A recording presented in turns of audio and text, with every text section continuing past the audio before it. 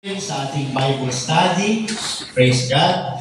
Patuloy natin purihin ang Diyos na buhay. Glory to your holy name, Lord Jesus. Praise God. Maraming salamat, O God, sa umaga ito ng kami, Lord. Ay patuloy na pakakainin mo, Lord, ang inyong banal salita para sa aming mga spiritual na katawan. Lord, we pray na busogin niyo muli kami, Panginoon. Paunaw niyo po sa amin ng malinaw at malalim ang inyong banal na salita, O God. Mabuksan ang aming mga puso ng malalim at malawak, Panginoon, at patuloy po kayo magtanim ng mga salita niyo, Lord, sa amin upang kami, O God, ay makalakad na naayon sa inyong kalooban, Lord God Jesus. Pagbungahin niyo, Lord, ang mga bunto ng inyong salita na muli niyong itatanim sa amin sa araw ito, Lord. I-bless you, Lord, lahat na nasa live, lahat na nasa Facebook Live, sa virtual, sa face-to-face, at ang iyong lingkod, Panginoon. I-bless niyo kami lahat, Panginoon, maging mga lugar kung nasa man kami, Lord Jesus. Balutan niyo kami lahat ng inyong banal na dugo, palibutan, pasaman sa inyong libo-libong banal yung anghel, Panginoon. At ano ba, Lord, ang hindi namin nababanggit sa iyo, Lord, sa aming panalangin, we deliver everything to your holy and powerful hands. In Jesus' mighty name we pray. Everybody say Amen. Amen. Kaya kapaya mo ang inyong katabi, sabihin mo, makinig ka. Amen. Sabihin mo, God bless you again today. Amen. So, natalakay natin last time, no? Yung what are the gifts? And yung last na ating tinalakay ay which gifts are most important, no? Nung chinek ko yung ating Bible study last Sunday, mga kapatid. Hallelujah. Yan po ang ating tinalakay. Ano yung pinaka-importanting gift? At ano natutunan natin? Ang pinaka-importanting gift ay yung mag-ooperate according sa present na sitwasyon ngayon. Yan, no? Praise God. So ngayon, nabanggit lang natin yung mga 9 gifts, mga kapatid. Ngayon, isa-isahin natin ano ang purpose ng 9 gifts. Yan, no? Para tayo ay ma-edify. Dahil kung meron kang gift na yun, alam mo na kala kung paano gamitin. Hallelujah. So, dito muna tayo sa una. Ano yung una? Administrative gifts. Amen. Administrative gifts, no? Yung po yung word of wisdom, ano pa? Word of knowledge, and discerning of spirits. Yan, nawa, matapos natin itong tatlo, mga kapatid. Word of wisdom, word of knowledge, and discerning of spirit. Itong tatlong ito ay tinatawag na administrative gifts. Yan, no? Ibig sabihin, ito yung gifts of revelation. Yan, gifts of revelation. So the first 3 that we will look at are the administrative gifts. So pinag-aralan natin last time, ano ba yung ibig sabihin ng administrative gifts? Yan yung brain. Yan. These are the gifts that run the church, mga kapatid, no? Kaya andyan yung word of wisdom, word of knowledge, and discerning of spirits. Yan. Hallelujah.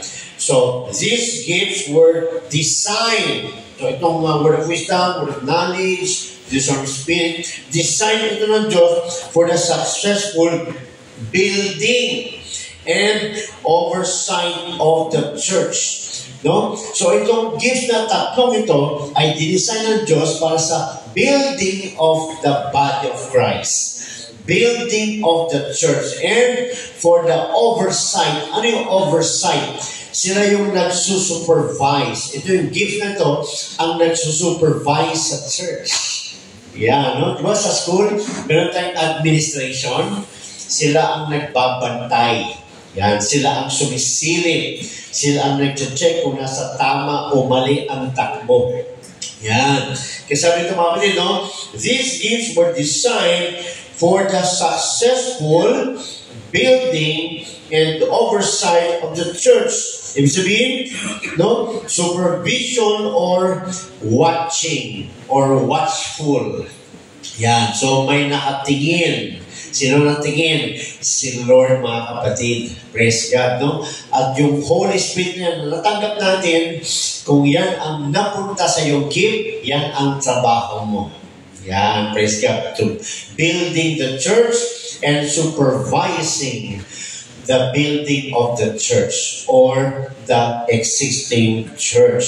Kasabi dyan, they provide spiritual assistance and enable us think like God thinks. Praise God. No, ano sinabi dyan, mga kapatid? No, ito ang kumikilos sa atin, enabling us to think like God thinks. No, ito yung nag-a-assist sa atin. Katulad ng sinabi natin kanina, marami tayo na rin kanina, I can do all things through Christ our Lord that strengthens me. Wala tayong magagawa kung wala yung Holy Spirit. Ganon din ito, mga kapatid, no? Kung itong gift ay nasa iyo, ang tatlong ito ay nasa iyo, mga kapatid, they provide spiritual assistance. So, ibig sabihin, spiritual assistance, no, ang ginagawa nito, hindi intellect ng tao, hindi galing ng tao, kundi yung leading, yung assistance, yung help, yung move ng Holy Spirit. Yan, no? Praise God. Kasi sabi niya, no? They provide spiritual assistance and enables us to think like God thinks. Kaya kung tao ka at may gift kang ganito, pati mind mo babaguhin ng Diyos. Paano magbabago? Ang pag-iisip mo ay magiging katulad sa pag-iisip ng Diyos. Yan, no? Hallelujah. Hindi makamundo. No, kundi nakafocus sa spiritual things. Nakafocus sa gawain. Nakafocus sa building of the church. Nakafocus sa church. Yan. Parang magulang. Nakatutok sa anak kung nasa tama pa ang ginagawa. Yan, no? Hallelujah. The church is spirit designed. Yan. No? Kaya ang church, mga kapatid, hindi talaga ang church natatayo sa galing ng tao. Hindi na itatayo ang tunay na church sa talino ng tao. Dahil kung sa talino ng tao na itatayo ang church, iba-iba ang magiging church. Kasi may mas matalino. May mas matalino pa. May ibang tao na may experience na mas malalim. Kaya ang bunga ay magiging iba-iba. Pero kung ang church ay led by the Spirit of God, meron lang isang klaseng church. At yun yung church na babalikan ng Diyos. Amen. Kasi sabi dito, no? The church is spirit design. Ibig sabihin, spiritual ito. Spiritual. Hindi ito galing. Praise God. Hallelujah. And thus must be spirit-filled. Yan, no? Kung ang church ay spirit designed, ito dapat ay spirit build. Yan. So, paano nagiging spirit build ang church? Kaya nga, ang saints, tinawag na saints, Ephesians 4:11-13, dahil sila yung mga tao na merong Holy Spirit. Yan. Sila yung nagiging body of Christ. Sila yung nagiging church. So, ang church, hindi nagiging church dahil sa pangalan. God's Grace Apostolic Pentecostal Church. Hindi. Praise God. Nagiging church, kahit ano pang pangalan ng church, nagiging church siya dahil yan yung mga building na puno ng tao na may mga Holy Ghost. Yan. Acts 2:38, no? And he shall receive the gift of the Holy Spirit or Holy Ghost. Di ba, no? Ano sinabi nyo sa Matthew 16? Basta natin. Matthew 16 verse 19. Hallelujah. Matthew 16 verse 19. Sabi dyan, no? And I will give unto thee, sino to? Si Jesus. Binibigay niya ang mga susi kay Peter. And I will give unto thee the keys of the kingdom of heaven. And whatsoever thou shalt bind on earth shall be bound in heaven. And whatsoever thou shalt loose on earth shall be loose in heaven. Bakit tayo sa 18? 18 pala, 18. Yan. Ang sabi ni Jesus kay Peter, and I say also unto thee that thou art Peter. Upon this rock I will build my church. Yan, praise God. So ang church, mga kapatid, hallelujah, ay nabubuo sa fulfillment ng salita ng Diyos. Hindi yung malaki ang gawain, marami ang members, automatic church na. No? Kahit na 10 lang ang nasa ng building, pero yung 10 yan ay may Holy Ghost, they are already called the Church of God. Yan, no? Kasi ang church ay spirit designed. Yan, spirit built. No? Ang Holy Ghost, ang Holy Spirit ang nagtatayo niyan, mga kapatid. Kaya sabi dito, no? The church is spirit designed and thus must be spirit-built. Yan. Kaya talagang kinakailangan matanggap ang Holy Ghost dahil promise yan ni Lord noon pa na kinakailangan matanggap yung Holy Spirit. Kaya kanina sa devotion nababanggit na, no? Kailangan tanggapin ang Holy Spirit. Magpapaptize in Jesus Christ's name at tanggapin ang Holy Spirit dahil nakalagay yan sa Acts 2:38. Di ba? Sabi sa Acts 2:38, then Peter said, repent and be baptized, every one of you, in the name of Jesus Christ, for the remission of sins, and ye shall receive the gift of the Holy Ghost. For the promises unto you and to your children and to those that are afar off, even as many as the Lord our God shall call. So yan ang daan paano maging church. So kahit na gamitin mo yung pangalan na we are the church, hindi pa rin kung wala kang Holy Ghost. Kasi ang church ay built in the Spirit. Hindi sa galing ng tao, sa galing matutugtog, sa high-tech na mga gadgets, hindi. Praise God. Kasi sabi niya, mga kapatid, amen. Sabi niya, they provide spiritual assistance. So sabi niya, no, as men yield themselves. Ano yun? As men, yung mga members, yield themselves. Ibig sabihin, submitting to the Holy Spirit. So ang church ay spirit-filled, and yung mga tao nakatanggap ng Holy Spirit ay kailangan mag-yield sa Holy Spirit na kanyang tinanggap. Ibig sabihin nun, magpasakop, sumunod.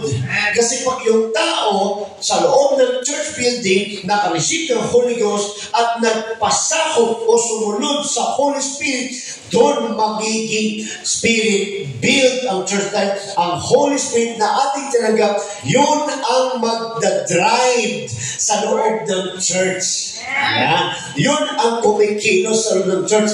Hindi yung talino, hindi yung galing, hindi yung galing sa English, o galing sa Tagalog, o galing manuntog. Walang magagawa yan. Kailangan ang Holy Spirit ang nagkikilos, naglilid sa loob ng church. Yan. Kasi sabi yan, no? As men yield themselves to the Spirit, they are used by God. Yun. Magagamit lang sila kung sila ay nagpapasakop sa Holy Spirit na kanilang tinanggap. Di ba? Like me. Hindi naman ako magaling. Pero dahil sumusunod lang ako sa Holy Spirit, I am able to teach. I am able to preach. Kaya ganun din dito, maraming preachers, maraming teachers, nakakapag-praise and worship kay God because we yield ourselves, our flesh, our body, our mind, our hearts, amen, to the Holy Spirit. Then, the Holy Spirit will drive you. Kaya, ang nangyayari sa loob ng church, the church is being driven by the Holy Ghost. Kaya, may revival. Yan, kaya napakalaga, kung may Holy Ghost ka, magpasakop ka sa Holy Ghost. Kasi gagamitin ka ng Holy Ghost. Kaya di ba sabi kanina, nabanggit na naman kanina, no? Hindi pwedeng natanggap mo Holy Spirit at nakatambay lang dyan sa iyong katawan. Gagamitin ka. Hindi ka nilagyan ng Holy Ghost para lang maligtas. Dahil habang hindi pa nag-rapture, ang purpose ng Holy Ghost sa iyo ay baguhin ka at gamitin ka at maligtas pa yung iba. Di ba? Hindi naman pagtanggap mo ng Holy Ghost, nag-rapture na eh. Tanggap na naman isang Holy Ghost, nag-rapture na naman. Hindi. Isang beses lang ang rapture. Kaya habang hindi dumadating si Lord, habang hindi pa nagaganap yung caught up in the air, dapat tayo nag-yield, nagpapasakop sa Holy Spirit para maggamit ka, para yung wala, makatanggap, at magkaroon din chain reaction. Di ba? Praise God. So, laban na naman yan sa katawang laman. Ganyan talaga. No? Ayaw ng laman yan. Pero yan ang plano ng Diyos. Yan ang will ng Holy Spirit. Ayaw ng laman. Pero dahil nagpapasakop ka, then you become a living sacrifice. Romans 12:1. Yun ang pinaka-reasonable service natin. Pag tayo ay nagpasakop sa Holy Spirit, praise God, nagagamit ka, ayaw ng laman, pero nagpapasakop ka, you become a living sacrifice. God enables you to do what you cannot do before. Di ba? Praise God. Yung mga tumatayo na dito, dati ka na bang nagpipreach? Hindi. Di ba? Sa nag-umpisa, pastor nakakaya. Sila man yun. Di ba? Sila man yun. Pastor, hindi ko kaya. Sila man yun. Pero dahil si pastor hindi ko kaya, nagpapasakop sa Holy Spirit. Yung sabi niya, hindi ko kaya. Pagdating dito, magpatuloy tayo mga kapatid. Di ba? Dahil nagagamit ka, dahil sa Holy Spirit na nasa iyong katawan, nagmamanifest yung Holy Ghost na pumasok sa iyong katawan. Diba? Praise God. Kaya huwag kang tumingin sa sarili mo ng, hindi ko kaya. Hindi ko kaya. Hindi ko kaya. Dahil bagsak mo talaga niyan, sabihin sa inyo, Lord, hindi ko na rin kaya. Diyan ka na lang. Diba? Kaya sabi dito, no? As men yield themselves to the Spirit, they are used by God in this building of God's church. Praise God. So si pastor lang ba naghayop? Si pastor lang ba naghihirap dito? Hindi. Lahat ng nagpagamit sa loob ng iglesia nito, nagamit ng Diyos, kaya meron tayong church. Di ba? Kaya ko kaya yun? Ako mag-opening prayer. Tapos ako din mag-testimony. Di ba? Praise God. Ako din ang magdi-devotion. Tapos ako na rin ang tutugtog. Ako na rin ang show leader. Pag ikot ko, ako din yung backup. Sinasabi ko sa inyo, bukas wala na ako. Tigong na. Di ba? Kaya salamat sa Diyos. Dahil yung mga tupa sa iglesia nito, they yield themselves to the Spirit. Kaya meron tayo praise and worship leader. May cameraman, may tagatugtog, may preacher, may teacher, may sumisigaw. Di ba? Parang basketball, mga kapatid. Teamwork. One team. Team of the Lord.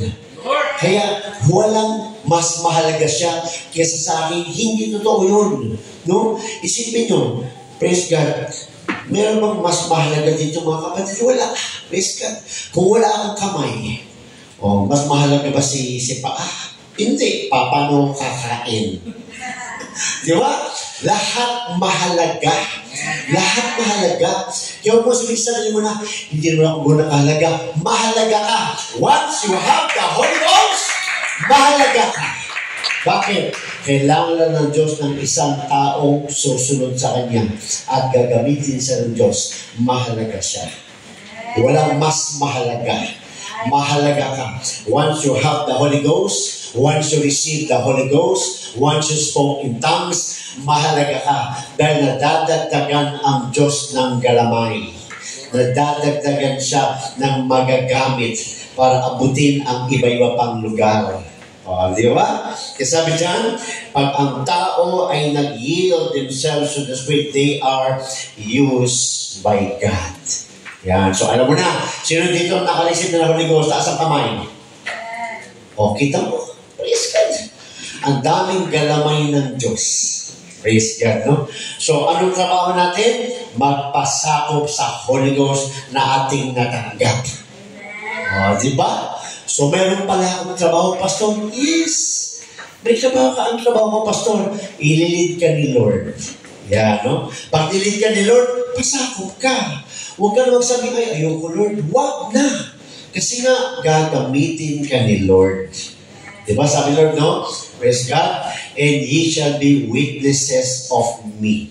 Ikaw unang-unang makakasaksi sa gagawin ng Holy Spirit sa buhay mo. At ikaw ay magiging saksi para sa mga hindi pa nakakasaksi. Dalawa yun.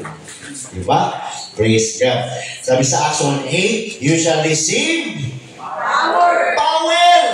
Diba? You shall receive power. May power ka.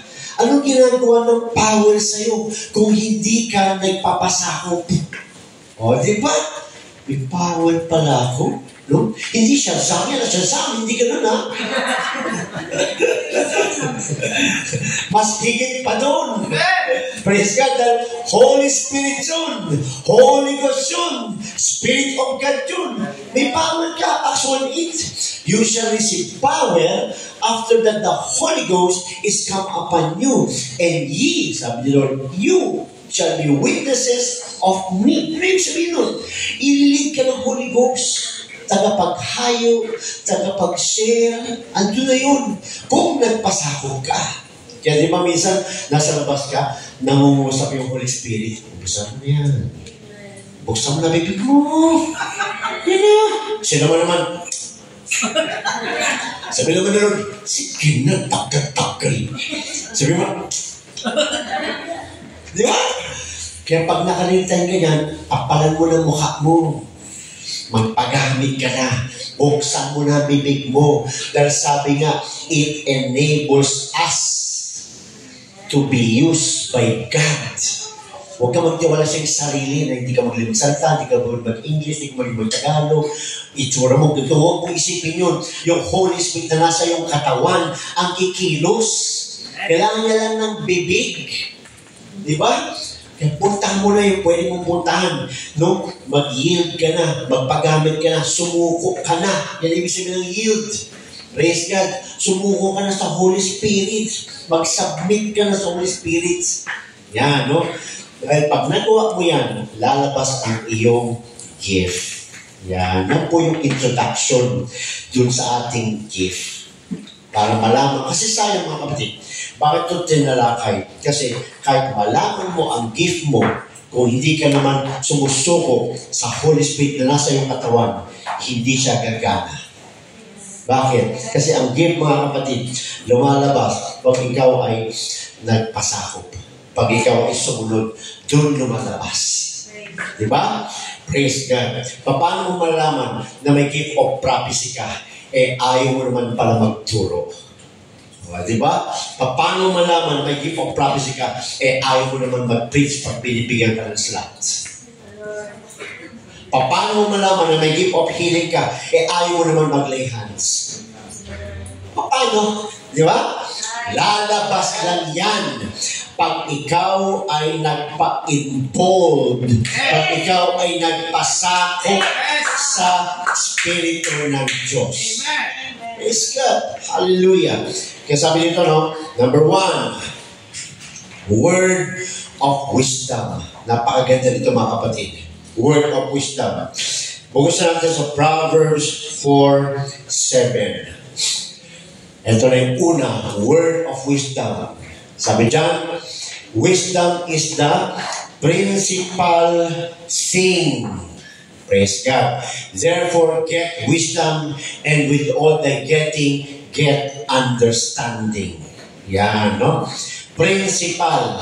Pag sinabing principal, ito yung importante. Yan, no? Importante. Sabi dito, no? Wisdom is the application of knowledge. Praise God. Application of knowledge to one's life and is the principal ingredient required to get understanding.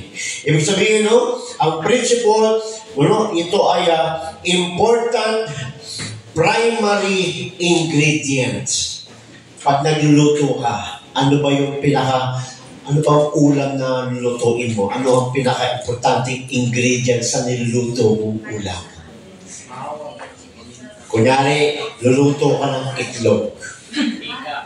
Itlog, ha? Ha? Ano ang pinaka-importante dyan? Ha? Hindi, ito na lulutuin mo eh. Ha? Hindi? Hindi? Hindi? Magluto ka ng itlog na walang asin. Masarap ba? Nagkakalasa, di ba? You are the salt of the world. Di ba, no?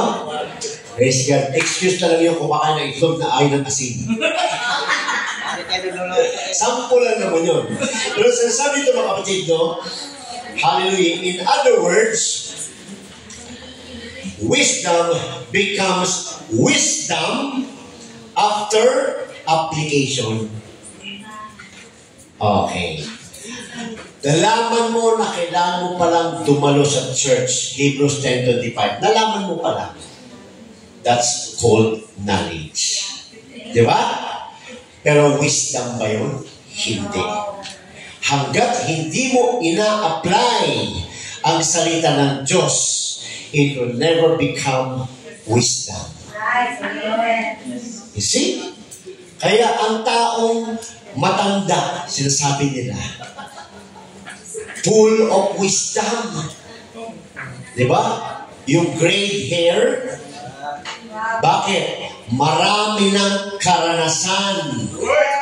Marami ng in-apply. Hindi porket nakakita tayo ng gray hair. Uy, full of wisdom yan. Hindi. Alam mo yung buhay niya kung talagang full of wisdom. Paano malaman? Makipag-usap ka. Mag-a-advise yan. Pag nag-a-advise yan, at yung advice niya ay nasa linya, may karanasan to. May wisdom yan. Yan. So, hindi lang ng puting buhok, lalapitan mo.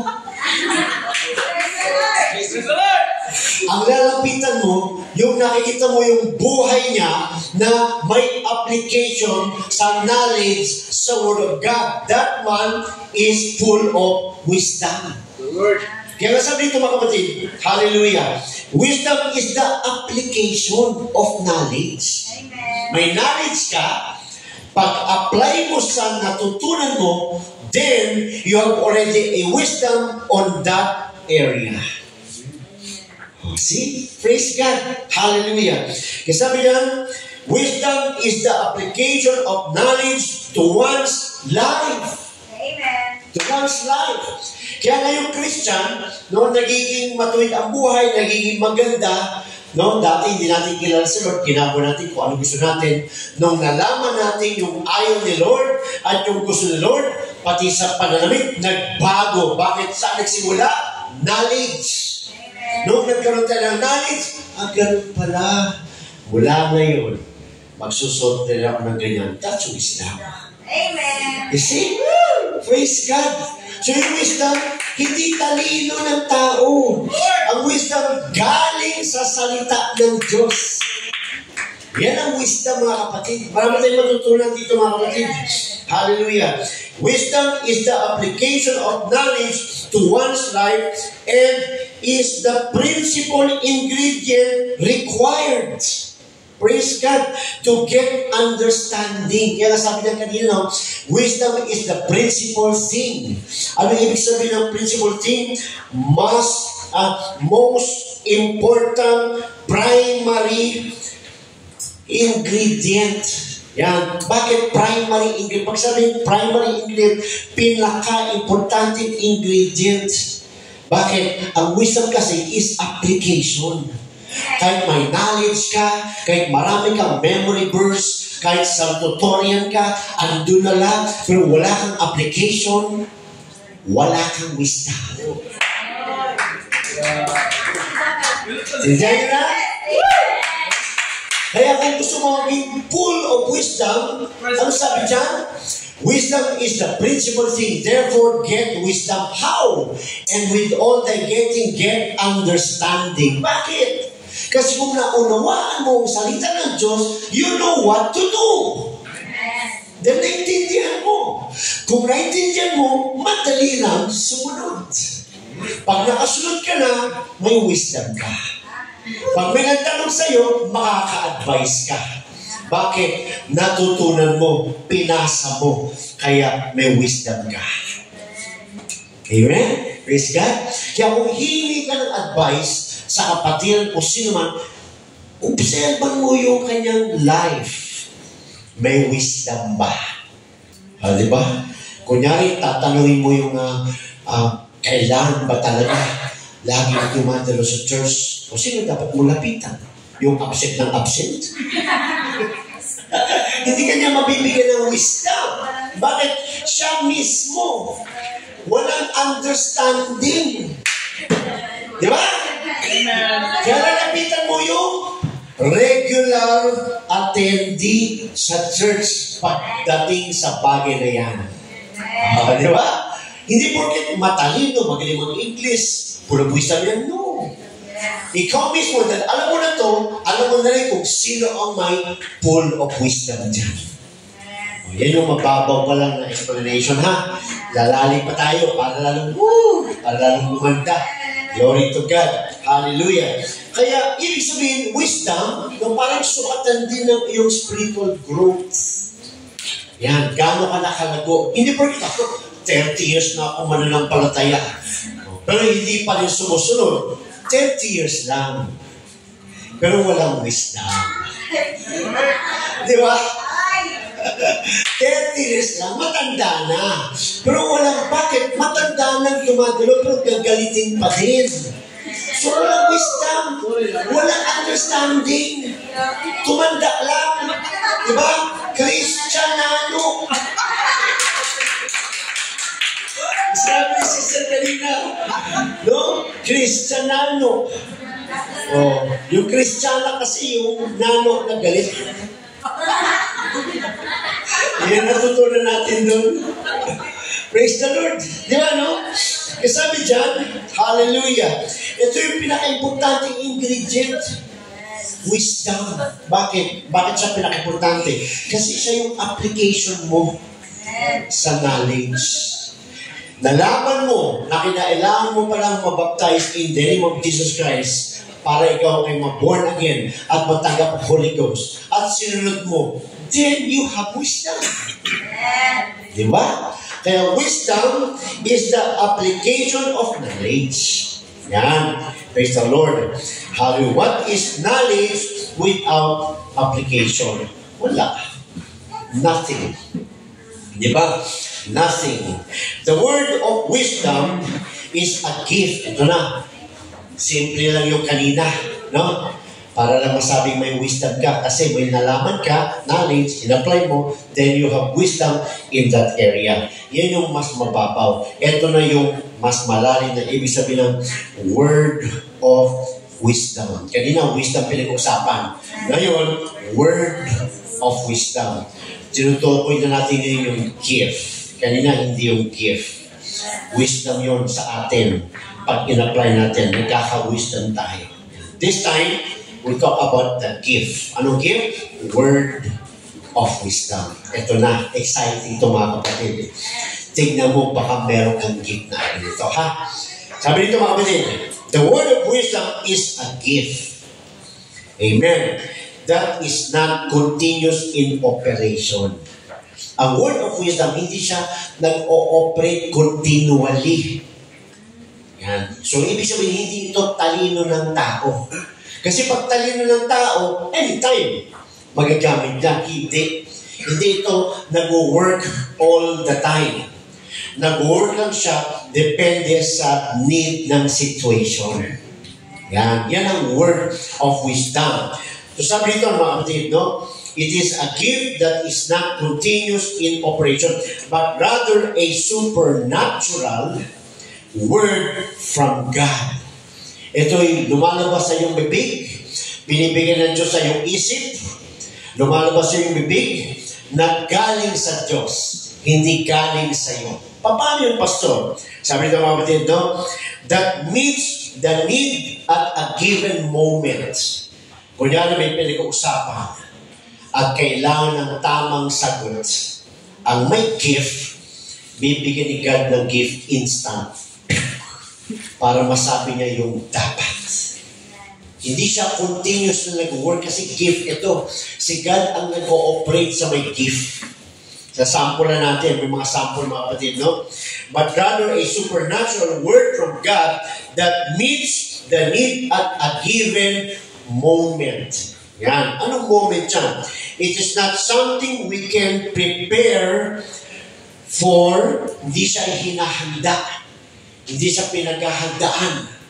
I-reveal na lang ni God yun sa isip mo. Kaya masasabi mo, dahil may revelation ang Diyos. So, hindi siya talino. Wala siya sa'yo dyan lagi. Yung gift na sa'yo. Pero hindi siya lagi nag-ooperate. Yung God na nagbigay ng gift, siya ang mag-ooperate according sa need ng oras na yun. Okay, tuloy pa tayo. Intindihan niyo ba? Amen. Sabi nyo, but God, word from God that meets the need of a given moment, it is not something we can prepare for. God gives it to us. Binibigay yan ng Diyos. Basahin din sa Mark 12:13 to 17. Mark 12:13 to 17. Bilis ng oras. Bilis ng oras. Mukhang makakaisa lang tayo. Sarap-sarap para mong pag-aralan ito. Amen. Mark 12:13 to 17. And they sent unto him certain of the Pharisees and the Herodians to catch him in his word. So may plano, no? Yung mga tao, yung mga Pariseo, no? Gusto nilang hanapan ng butas si Lord. Kaya tinanong nila si Lord para mahuli nila si Lord. Hinahanapan nila si Lord ng butas para hulihin. Amen. And when they were come, they say unto him, Master, we know. Kita mo, very tricky, no? We know that thou art true. Alam namin, totoo ka. Mga peke. No? Pero may plano sila. And cares for no man. Wala ang favoritism. For thou regardest not the person of men, but teachest the way of God in truth. So ito na tanong nila. Is it lawful to give tribute to Caesar or not? Amen. Dapat bang bigyan ng tribute? Praise God, no? Paggalang si Caesar o hindi? Pagsunod kay Caesar o hindi? Sabi sa 15, shall we give or shall we not give? Bakit? Practice kasi nila yun. Pag sinabi ni Lord doon na huwag, mabubutasan na si Lord. Kasi existing yun na tradition nila. Existing yun na practice nila. Existing yun na ginagawa nila. Kaya yun ang ginawa nilang tanong. Chinecheck nila, baka magkamali si Lord ng sagot, maa-accuse nila si Lord. Shall we give or shall we not give? But he, knowing their hypocrisy, nababasa sa ng Lord, said unto them, why tempt ye me? Bakit niyo ako sinusubukan? Bring me a penny that I may see it. Bigyan mo ko ng pera para makita ko. And they brought it, and he said unto them, whose is this image and superscription? And they said unto him, Caesar's. So magot sa Lord. And Jesus answering said unto them, render to Caesar the things that are Caesar's, and to God the things that are God's. And they marveled at him. Hindi nila naisahan. Bakit? Nagsalita si Jesus in wisdom. Praise God. Hallelujah. So, ganun yun mga kapatid. Isang example yun, no? Pag nasa labas tayo ng church, may nagtanong sa'yo at mahirap sagutin. Yung inalagay sa alanganin. Pag may gift ka, ibibigay ng Diyos yung instant sa moment na yun. Ito sabihin mo, boom. Naalala ko nung naghahayo kami nila Brother Efren. Sabi sa akin ng hinayuan namin, dapat pastor, pinag-aaralan din natin yung mali. Sabi ko, lalim nito. Bakit po? Kasi pag pinag-aral natin yung mali, pag dumating yung mali, alam natin mali. Nalito ako dun. Praise God. Habang nagsalita siya, nagpipray ako. Bigay Lord instant. Sabi ko, hindi Brad. Pag-aralan lang natin yung tama. Bakit po? Dahil pag dumating yung mali, alam mo mali. Dahil alam mo yung tama. Praise God. Thank you, Lord. Minsan nilalagay ka sa kanyang spot na hindi mo alam sa sabihin, pero si God, at that moment, nagpo-provide. Yan. Tuloy natin mga kapatid. At sabi mga kapatid, no? Hallelujah. Next is, another excellent example is found in 1 Kings 3, 16 hanggang 28. Alam na natin yan. Yung kay King Solomon, yung dalawang asawang nag-agawan sa bata. Di ba? Yung isang nanay, katabi niya anak niya, nahigaan niya, namatay. So, ginawa niya, kinuha niya yung anak ng isang nanay. At sinabi niya, kanya yun. So, nagtalo ang dalawang nanay. Praise God. So, humarap sila kay King Solomon. Ano ang wisdom na binigay ng God kay King Solomon? Kumain ng espada. Di ba? Hatiin ang bata. Sabi ng aagaw, sige Lord. Sabi ng tunay na anak, wag Lord, ibigay mo na lang sa kanya. Lumabas yung tunay na nanay. Yan yung word of wisdom. Hindi talino ng tao. Si God nagbibigay ng sasabihin instant in that moment. Hindi siya matalino, hindi tayo matalino. Pero once na nasa iyo ang gift na yan, magbibigay si God ng sagot sa mga alanganing moment na sasabihin. Kaya sabi ito mga kapatid, no? The rightful mother, not willing to see her child killed, said to give her child to the other woman. From this Solomon knew she was the rightful mother. Praise God. Basahin natin sa Ecclesiastes 9:13 to 18. Ecclesiastes 9:13 to 18. Praise God. Sabi dyan, 13 hanggang 18. This wisdom have I seen also under the sun, and it seemed great unto me. There was a little city, and few men within it. And there came a great king against it, and besieged it, and built great bulwarks against it. Now there was found in it a poor wise man, and he by his wisdom delivered the city. Yet no one remembered that same poor man. Sabi sa 16, then I said, wisdom is better than strength. Praise God. Nevertheless, the poor man's wisdom is despised, and his words are not heard. The words of the wise man are heard in quiet more than the cry of him that ruleth among fools. Wisdom is better than weapons of war, but some sinner destroyeth much good. So may maliit na city at kukunti lang ang tao doon. Praise God, no? At may dumating na hari, no? At sinakop na yung great city na yun. Pero meron isang mahirap na may wisdom at na-deliver niya. Praise God, ang city na yun. Ano sinasabi dyan mga kapatid? Praise God. Ikaw yun. Tayo yun mga kapatid. Praise God. In our weakness, God gives us wisdom to conquer the great enemy. Hindi natin kailangan ng strength. Di ba sabi nga dyan, wisdom is better than strength. Di mo kailangan maging magaling. Di mo kailangan maging malakas. Kahit na mahina ka, kahit may weak points ka. Pero kung meron kang wisdom, kaya mong labanan ang mga gawa ng kalaban. Kasi si God ang mag-lead sa iyo dahil sa wisdom na ibibigay niya sa iyo. Diba mga kapatid? Kaya i-design natin ang wisdom. Sabi niya mga kapatid, no? Ecclesiastes 7:12. Basa natin? Ecclesiastes 7:12. Hallelujah. For wisdom is a defense, and money is a defense. But the excellency of knowledge is that wisdom giveth life to them that have it. Kahit marami ka pang pera, kung wala kang wisdom, masisira ka rin.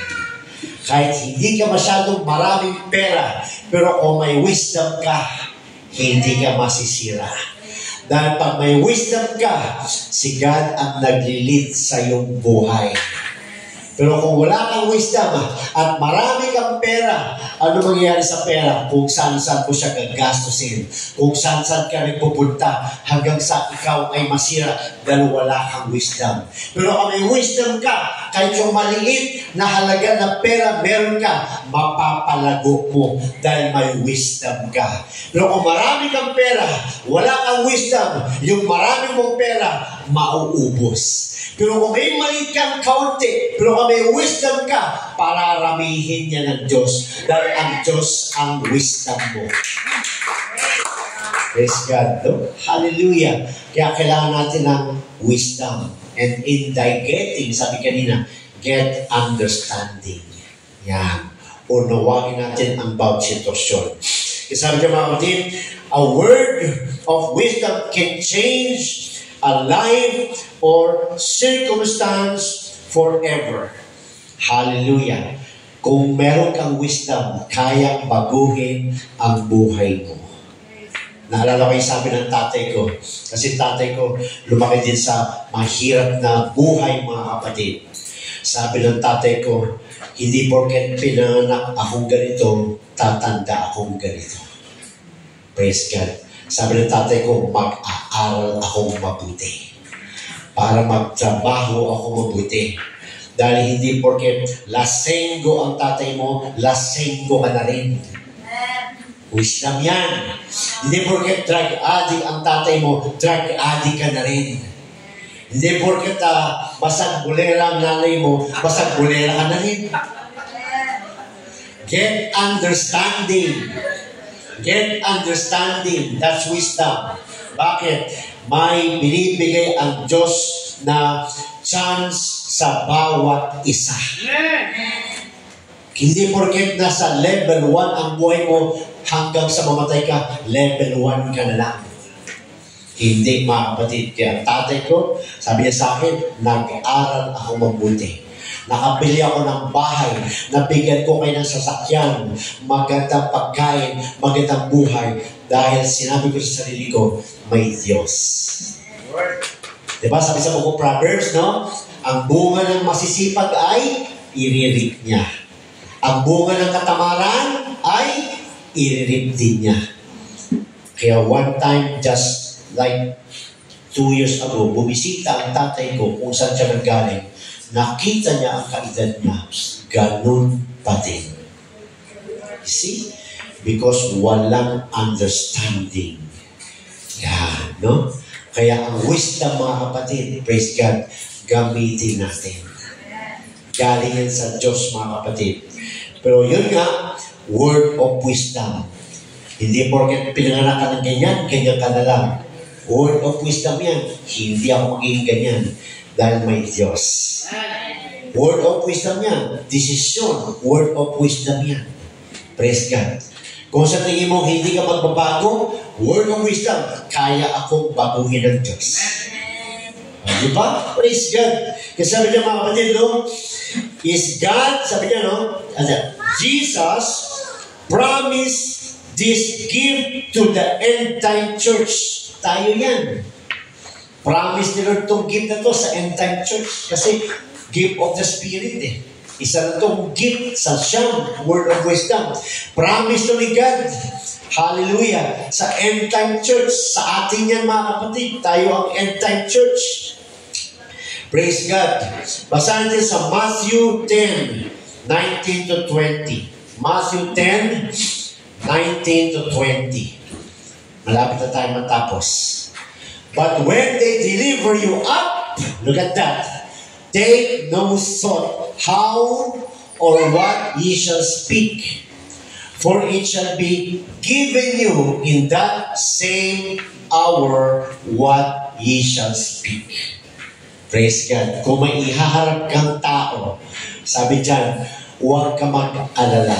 Dahil sa oras na yon, sasabihin sa inyo ng Diyos kung ano ang iyong sabihin. Di ba naranasan natin yan? Praise God. Biglang na pumapasok sa isip natin kung ano yung sabihin natin. Hindi naman natin naisip yun bago tayo pumarap. Diba? Naranasan natin yan mga kapatid. For it is not ye that speak. Hindi ikaw ang salita. But the Spirit of your Father which speaketh in you. Ano yun? Holy Ghost. Praise God. Hallelujah. Kasi sabi naman kung i-deliver ka na, praise God, huwag ka mag-isip kung anong iyong sasabihin dahil ibibigay sa iyo ng Diyos sa oras na yun kung ano ang iyong sasabihin. Ganun yun mga kapatid. Pag kumalabit tayo ng kaluluwa, kumalabit ka lang.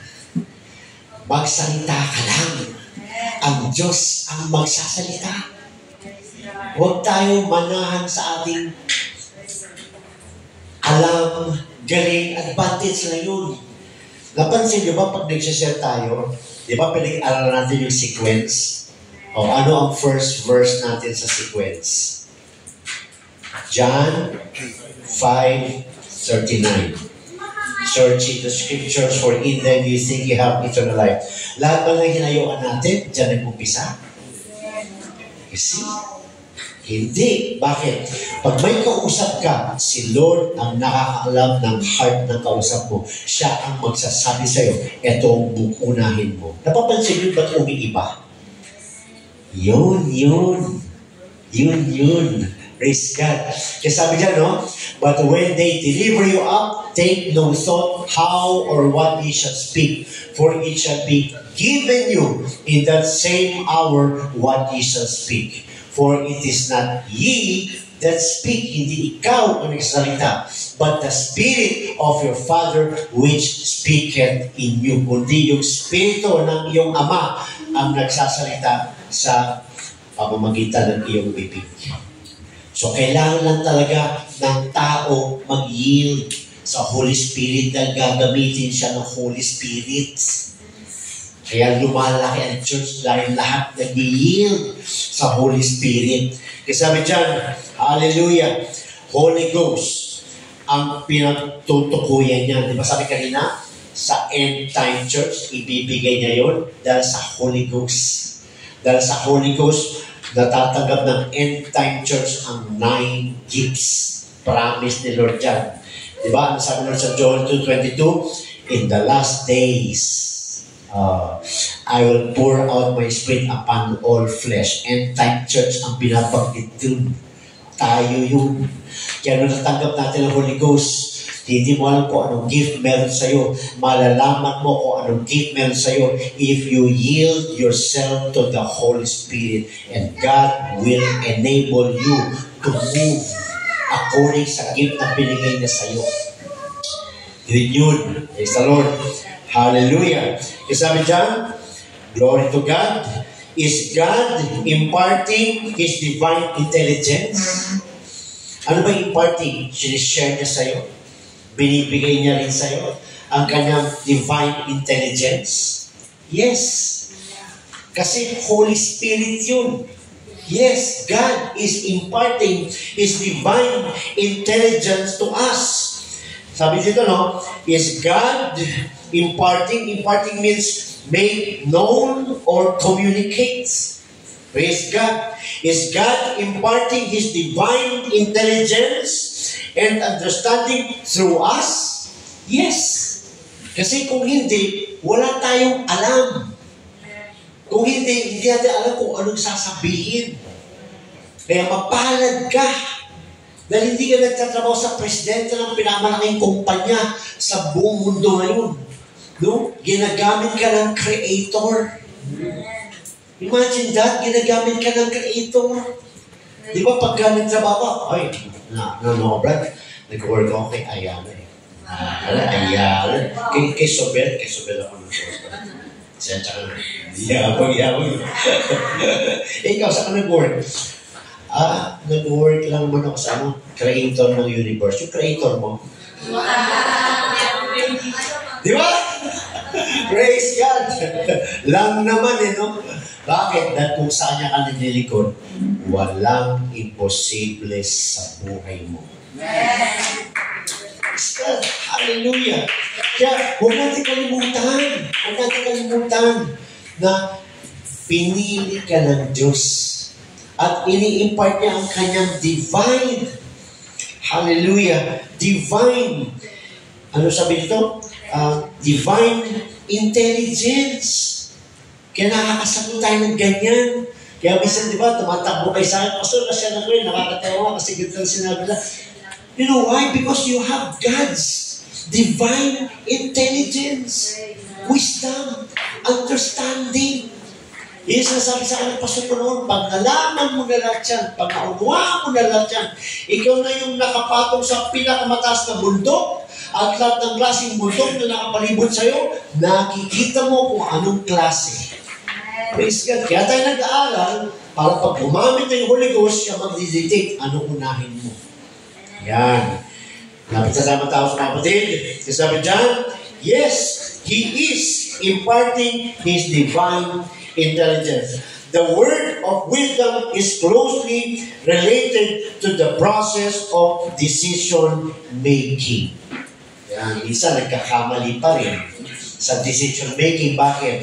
Kasi mas pinipili minsan si flesh kaysa sa wisdom of God. Ginagamit si wisdom of man. Ay, hindi mo na ako mag-church. Maunawaan ako ni Lord, wisdom of man. Yan. Maunawaan ako ni Pastor, wisdom of man. Kaya malaman mo kung sino nagli-lead sa'yo. Wisdom of God, Word of God, or wisdom of men, or intellect, or your own reasoning.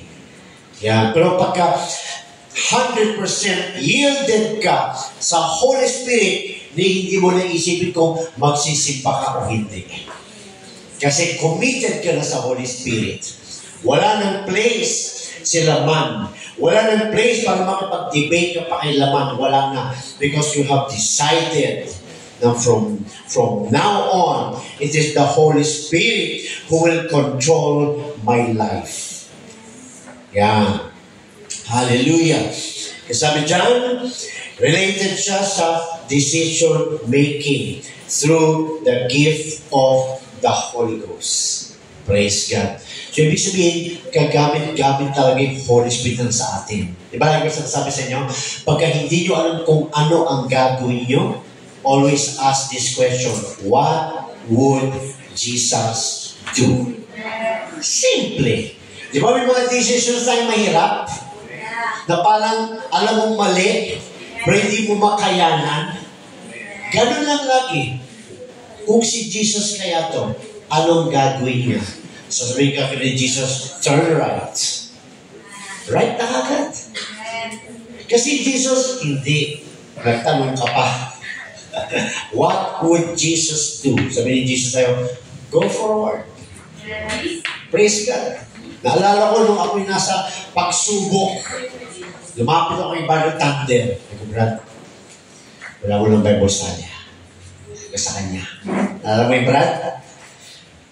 Naalala ko yung mentor ko. Punta ako sa likod. Kinusap ko pa rin si Lord. What would Jesus do? Sabi sa kanila, alam ko naman may Bible study. Balik naman ako kay Thunder. Brad, may Bible study ha. Di ba? Minsan kasi yung laman, minsan yung flesh, umatras, minsan tumatagilid.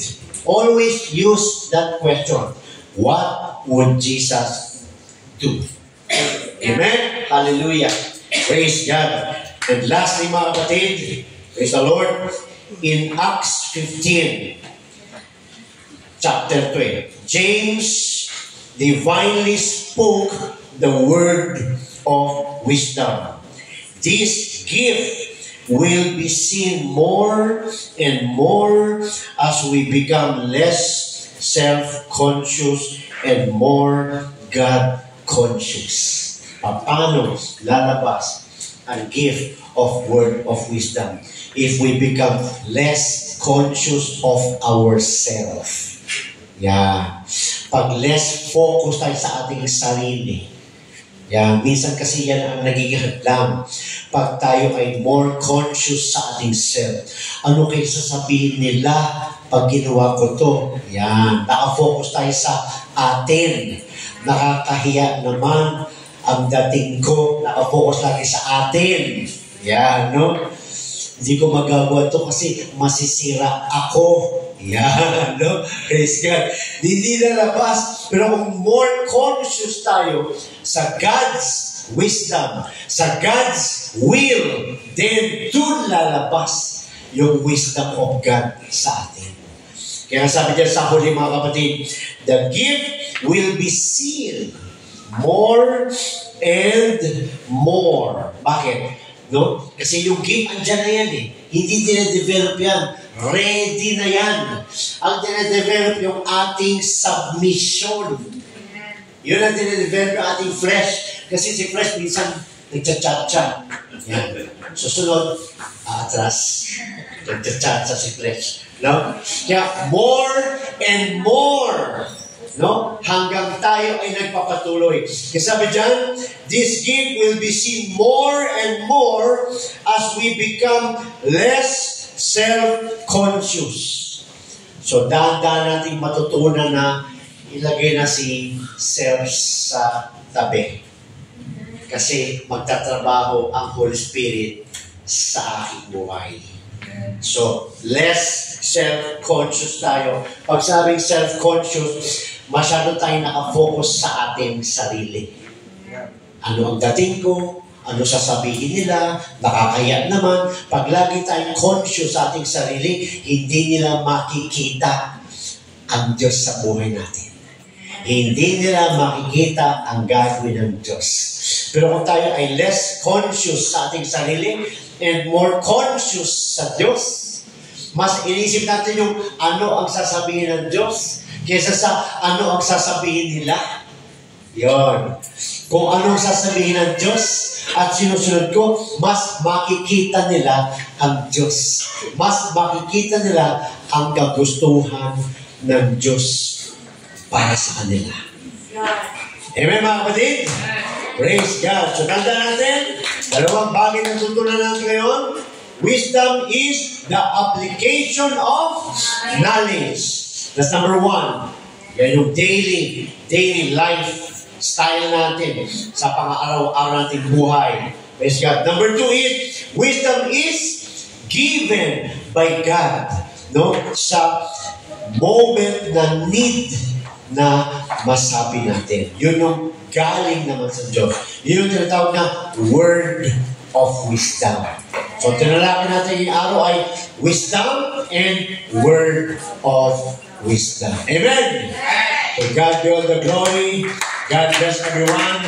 Next week, ipagpapatuloy natin ang aral ko sa word of knowledge and discerning of spirit. Maganda rin yun.